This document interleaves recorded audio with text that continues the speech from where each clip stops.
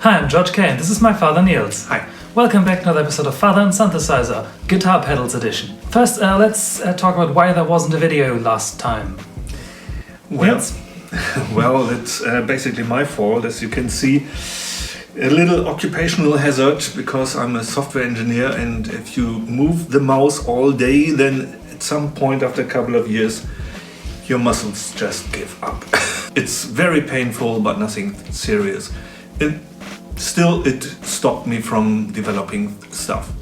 For a good week or week and a half. Yeah. So we were a bit behind. Anyway, we're back now. Now let's recap last time, as that was almost a month ago. We were building the TR2 from Boss, a tremolo pedal, which didn't work. No. Then we ordered a UT300 by Behringer, which is a TR2 clone, reverse engineered that, and It didn't work. We showed you. yeah, there was a lot of horrible noise. So Right. why was this noise, Niels? Yeah, I did some research on that, some experiments, and finally came up with the conclusion. First, you need to have a good ground. Without that, you have the humming noises. Then you have to do something with your power supply, large capacitor, a balancing resistor, and so on, to get rid of the power noise.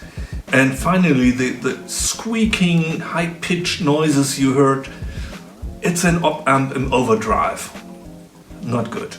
And then my bandmate Chris lent me his Danelectro Tuner Meld, which is a Vectrol-based tremolo. And then you took that apart, reverse engineered it, built a PCB, tested the PCB, built a case, and everything works. You even built your own DIY Vectrol to go in there. Yes. A Vectrol is basically an LED and a light-dependent resistor taped together with electrical tape. And now, since I still have the tuner meld here, let's compare the two. So this is the clean sound.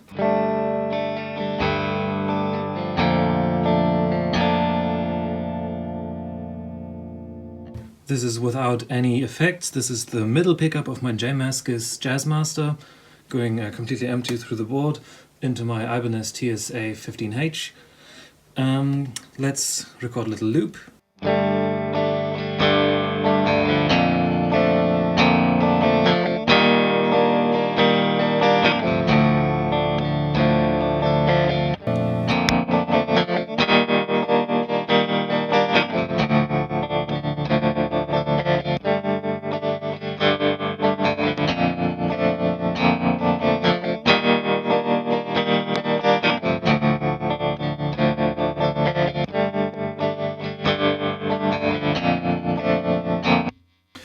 So the Danelectro doesn't go as deep as as our custom one, but I prefer the sound of the custom one.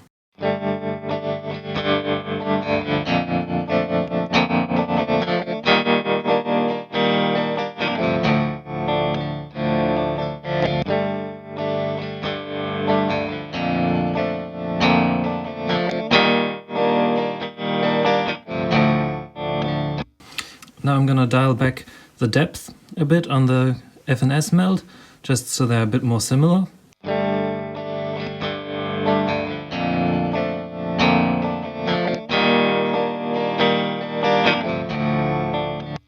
That's pretty similar.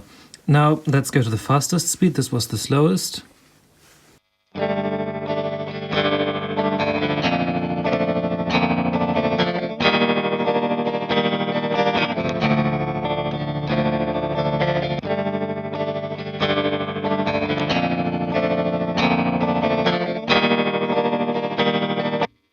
That sounds pretty much identical to my ears. Now let's try the hard mode. This is, instead of having a triangular wave, you've got a rectangular wave.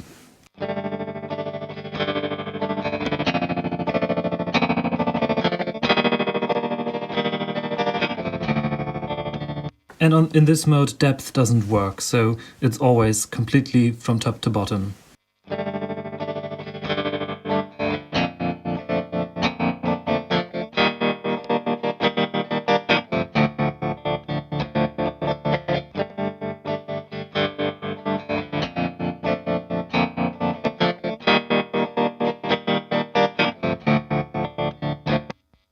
And now you can, if you listen carefully, now you can hear the clicking noise that this makes.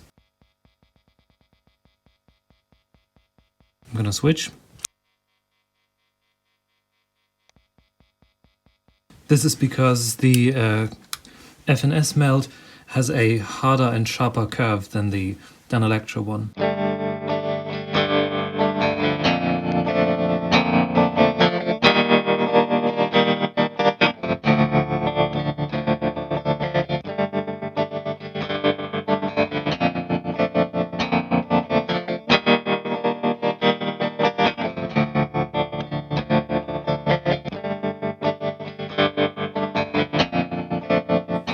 Okay, so now that you've heard both of them, they do sound a bit different. That's the nature of the beast, because we don't use any obscure Japanese parts no one's been able to get their hands on for the past 3 centuries.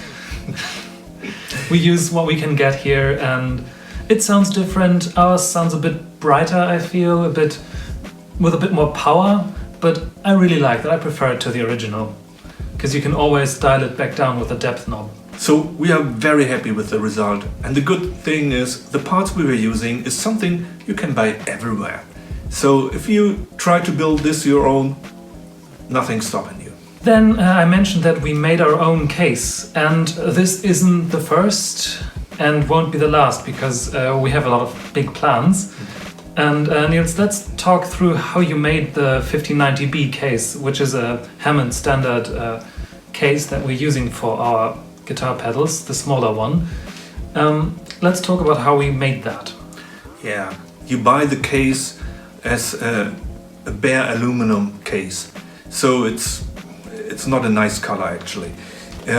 We bought some spray paint in a local store and gave it 3 layers of paint, and you always have to be very careful. If you spray too much, you get noses and drippings, and it's ugly. Yeah, so just spray a little bit, let it sit, let it dry, spray another coating. So we got a nice coating, very green in this case. Green in this case. Then I figured out how to create a how do you call it? Template? A template for where to drill the holes. I did that on the computer, printed it, and put it on the case and marked where the holes need to go. Actually, there's very little room in these little casings. Everything's really needs to be right to the millimeter.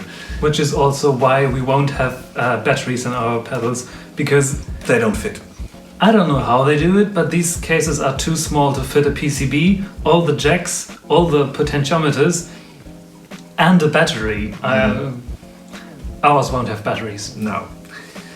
But and then the PCB needs to be very precise, and it needs to have a cutout at the bottom where the bypass switch is.